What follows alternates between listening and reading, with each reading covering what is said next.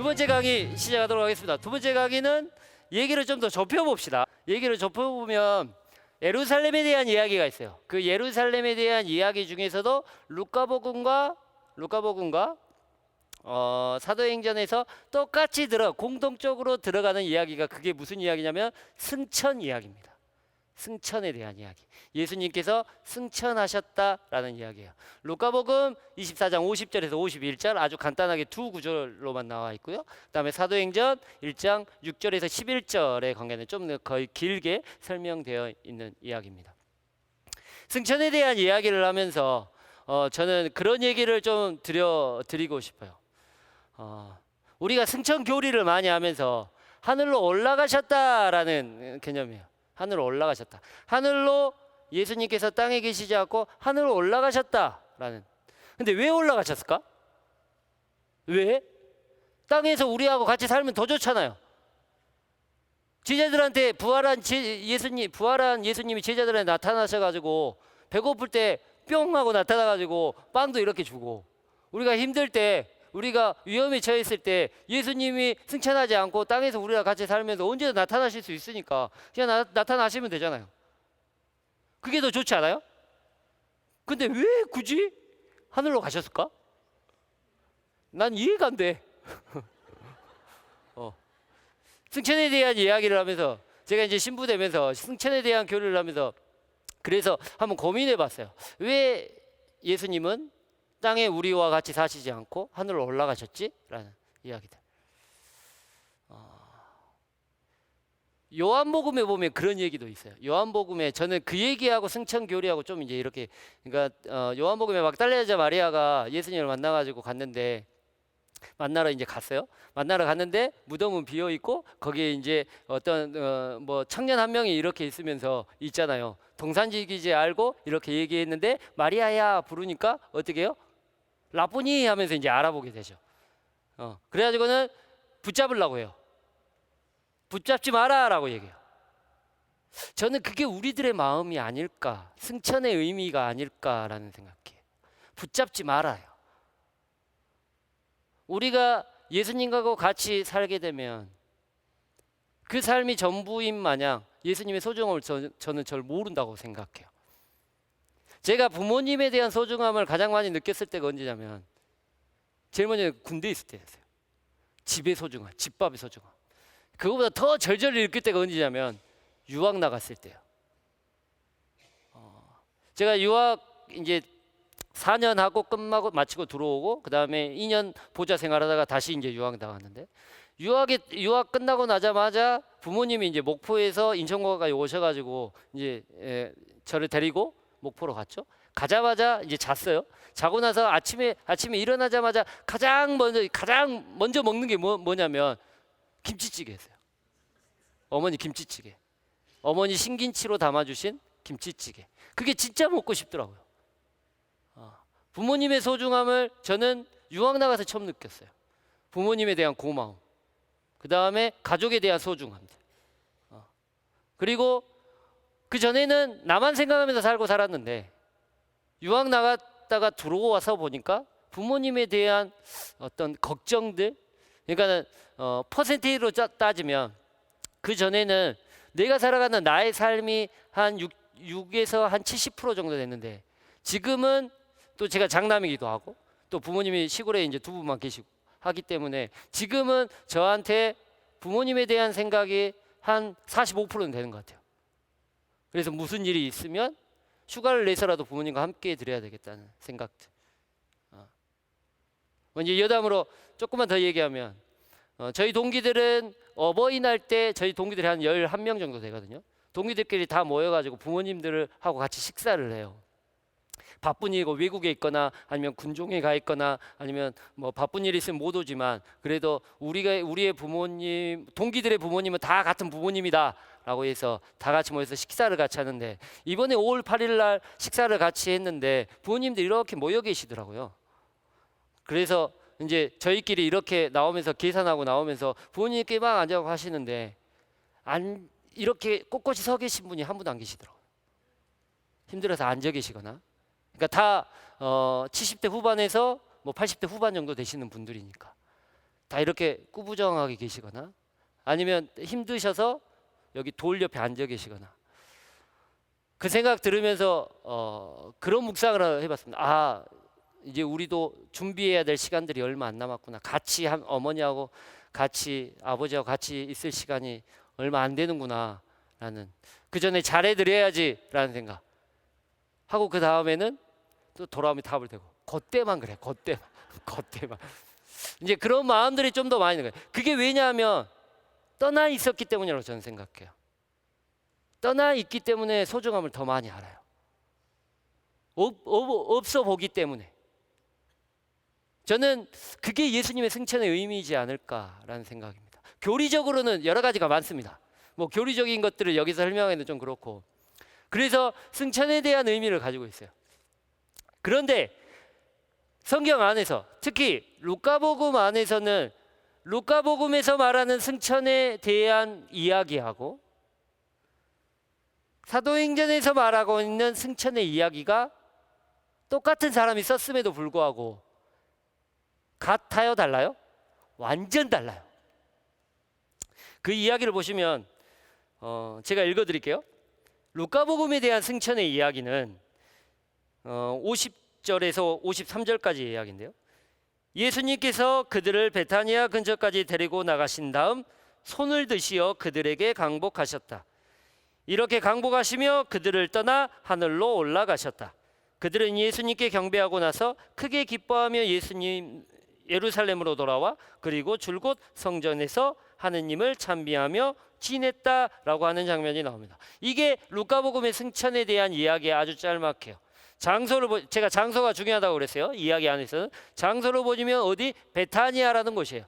베타니아가 어디냐면 예루살렘이 이렇게 있으면 예루살렘 그 도시로 들어가는 입구에 있는 조그맣한 도시예요. 거기에 누구의 집이 있어? 우리가 너무나도 유명한 마르타, 마리아, 나자로의 집이 있는 곳. 예수님께서 유다 광야를 거쳐가지고 예루살렘으로 입성하실 때는 언제나 어디서부터 시작해요? 베타니아부터 시작해요. 그래서 예루살렘의 시작점이다. 가장자리에 있는 조그만 도시가 바로 베타니아예요. 루카복음은 베타니아에서 승천을 하시죠. 베타니아에 승천을 하시고 승천하시고 난 다음에 승천하시기 전에 제자들과 나누는 이야기가 있어요, 없어요? 없어요.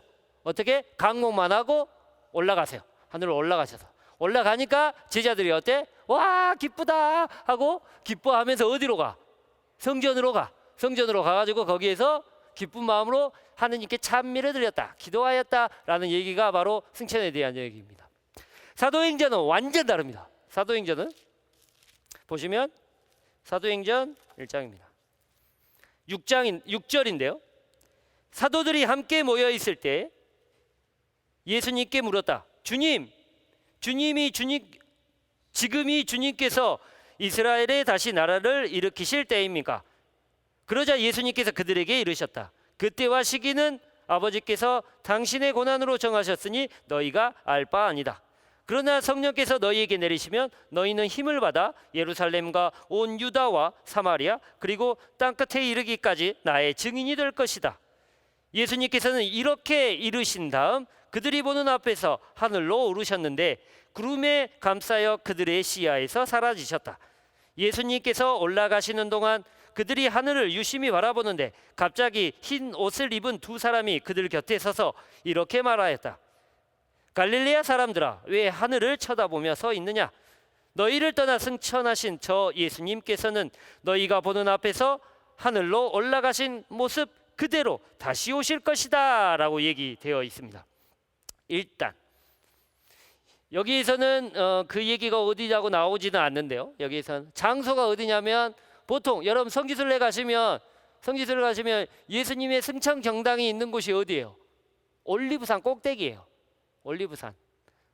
성지순례 가시면 이제 거기에 이제 올리브산 꼭대기에 조그만 경당이 있는데 그게 천주교 가톨릭 경당이 아니에요.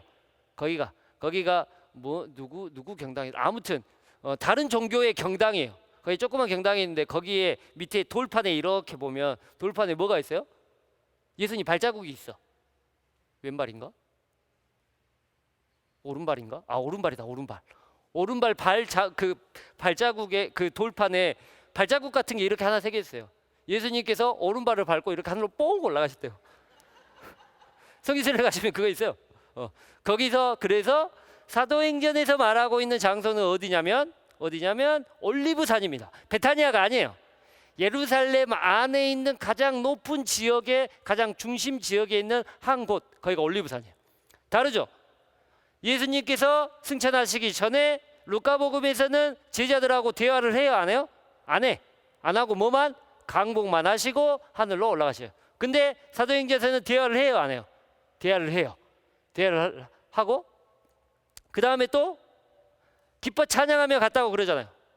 루카복음에. 근데 제자들은 예수님이 승천하시는 거 보고 하늘을 쳐다보고 있는데 두 명의 천사들이 나타나가지고 왜 하늘만 쳐다보고 있느냐라고 얘기해요. 그러니까 그들은 어떻게? 그 다음 구절에 보면 다락방으로 다시 가요.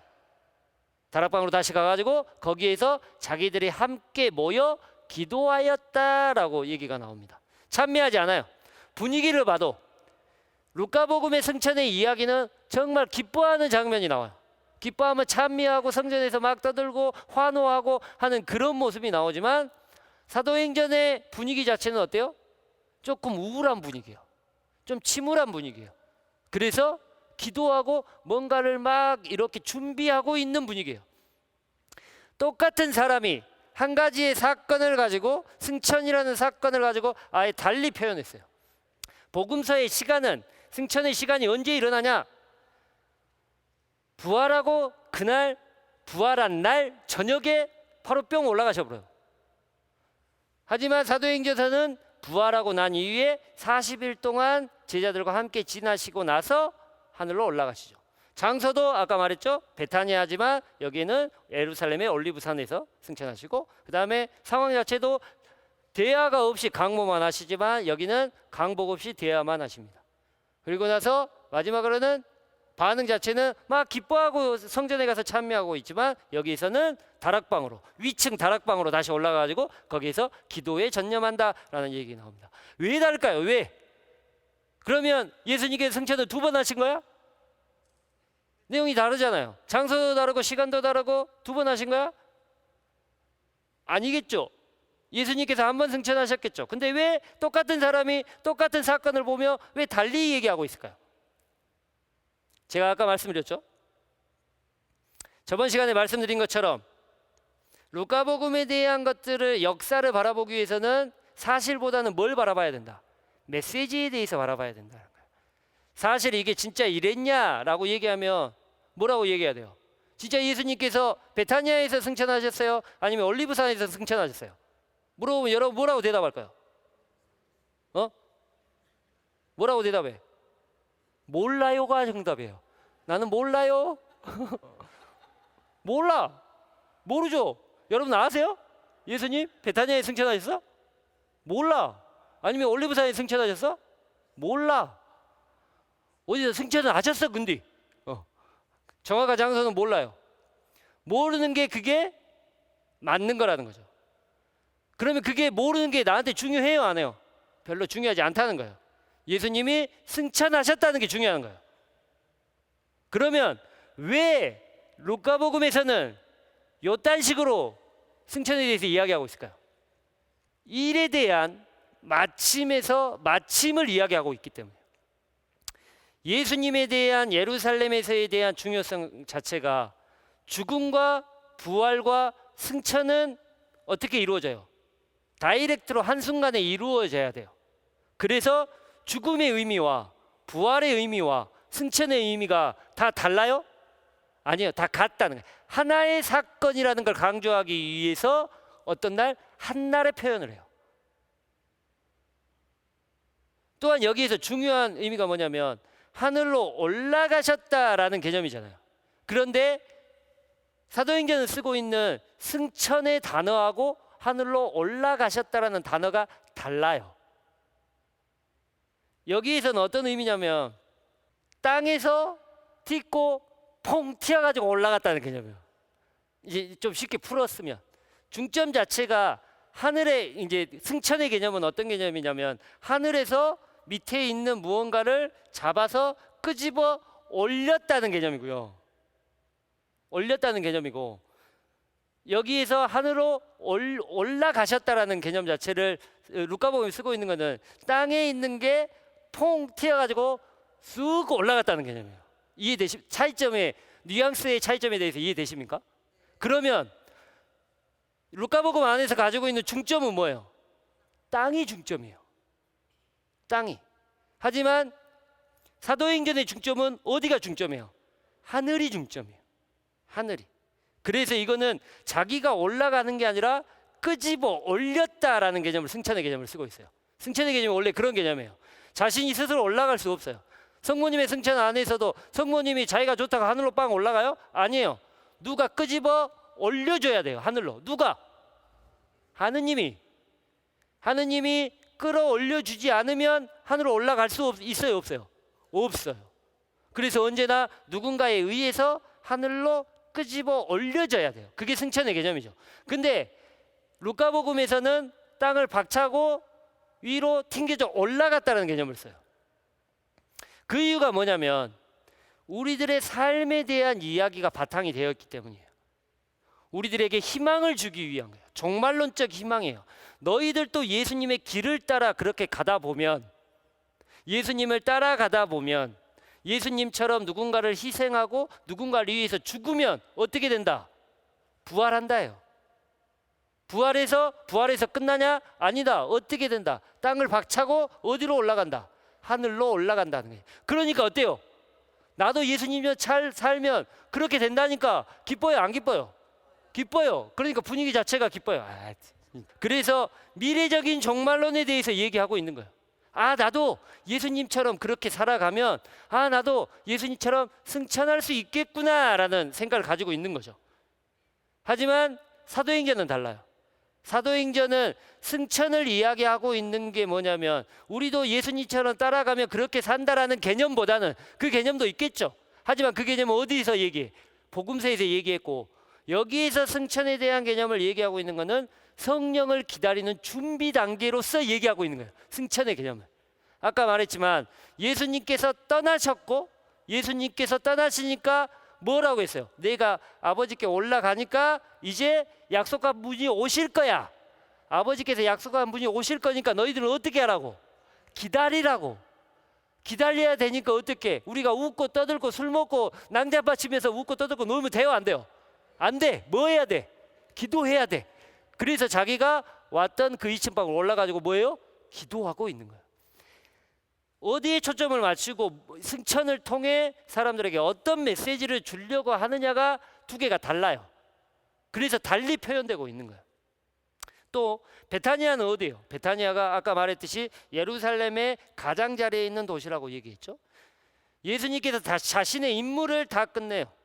자신의 어떤 구원의 임무를 다 끝내시고 나서 이제 하늘로 오르실 때는 그 예루살렘을 떠나 가장자리에 있는 그곳에서 하늘로 올라가신다는 거예요. 임무가 완수되었기 때문에, 임무를 다 마쳤기 때문에. 그래서 베타니아라는 곳으로 가세요. 하지만 사도행전에서는 성령이 내려야 하는데, 성령이 내려오면 그 내림을 통해 가지고 새로운 시대가 열리고 새로운 뭔가를 해나가야 되는데, 가장자리부터 시작하면 돼요? 안 돼요. 예루살렘의 한 중심, 그 장소의 가장 큰 중심이었던 그곳에서 시작해야 돼요. 그래서 가장 높고 가장 중심이었던 올리브산 위에서 성령 강림이 이루어진다는 거죠.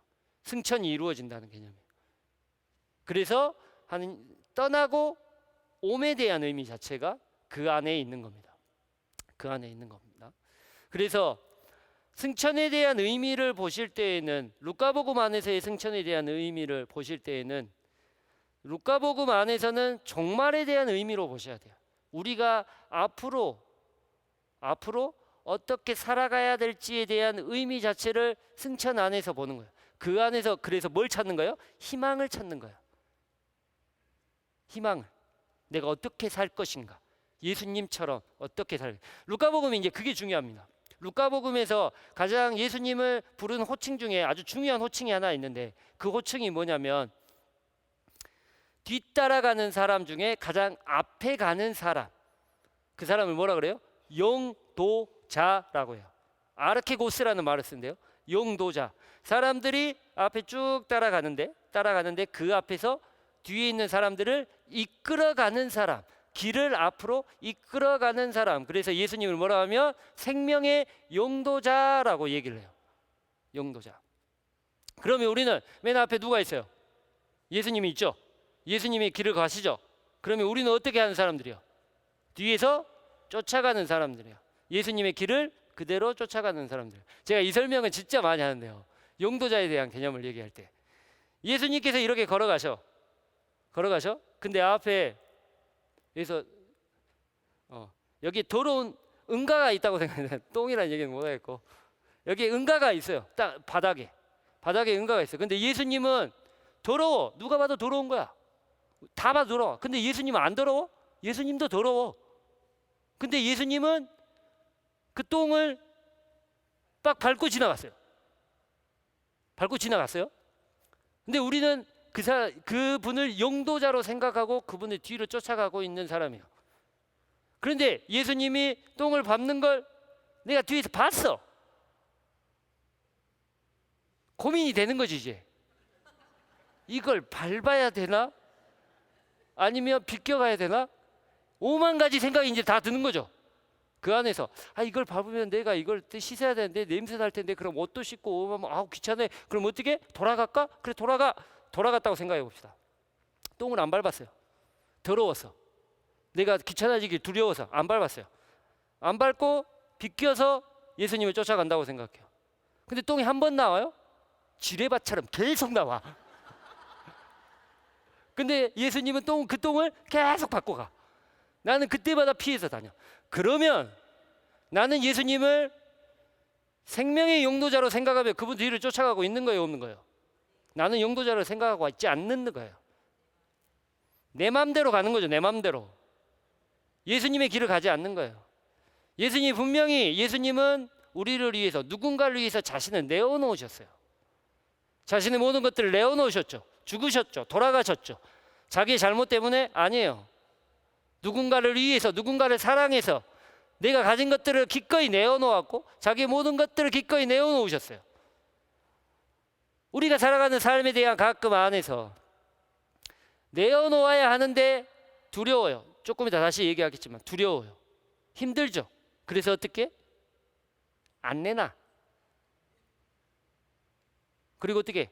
돌아가. 그때마다 우리는 예수님을 배신하고 있는 거예요. 그분을 용도자로 생각하지 않고 있죠. 그런데 왜 희망을 두고 있냐고. 여러분 어디에다 희망을 둘 건지 고민해 보시기 바랍니다. 여러분들의 하늘은 어디인지 보세요. 하나님이 끌어올려 주시는 곳이에요. 우리는 스스로 올라갈 수 없어요. 하나님이 이끄시는 곳이 하늘이에요. 하늘 저 위에? 하늘 한번 봐보세요. 아무것도 안 보여요. 하나님이 이끌어 주시는 곳이 그곳이 하늘이에요. 하나님과 함께 있는 곳. 그러면 우리는 하나님이 이끌어 주신 대로 가면 돼요. 그런데 거기에 갔는데 아무것도 없으면 안 되죠. 하나님이 이끌어 주셨는데 거기에 누가 있어야 돼요? 하나님이 있어야 돼요. 돌려 얘기하면 하늘은 위만 쳐다보는 게 아니에요. 사도행전에 반드시 나오죠. 사도행전에서 왜 하늘만 쳐다보고 있느냐예요. 근데 우리들은 기도하면서 언제나 하늘만 쳐다볼 수 있다는 거죠. 옆에 주위를 보세요. 오늘 이 사람들이 나를 여기로 데리고 왔다면 그분이 누구예요? 하느님이에요. 그러면 여기가 어디예요? 하늘이에요. 그런데 우리는 누가 데리고 오면 왜 데리고 왔을까? 하늘로 생각하지 않는다는 거죠. 지옥으로 생각할 때가 많아요. 저는 여러분들이 하늘을 쳐다보면서 살아가셨으면 합니다. 하늘로 데려가는 여러분들이 되셨으면 합니다. 누군가의 하늘이 되어주시고 또 우리가 모여있는 이곳이 하늘이 될 수 있도록 내가 누군가를 이끌고 누군가의 하느님이 되어주시기 바랍니다. 그러면 그곳이 하늘이고 그곳이 우리가 살아가는 천국이지 않을까 생각합니다. 이번 시간은 이걸로 마치고 다음에는 승천의 이야기에 대한 이야기 좀 더 하도록 하겠습니다. 감사합니다.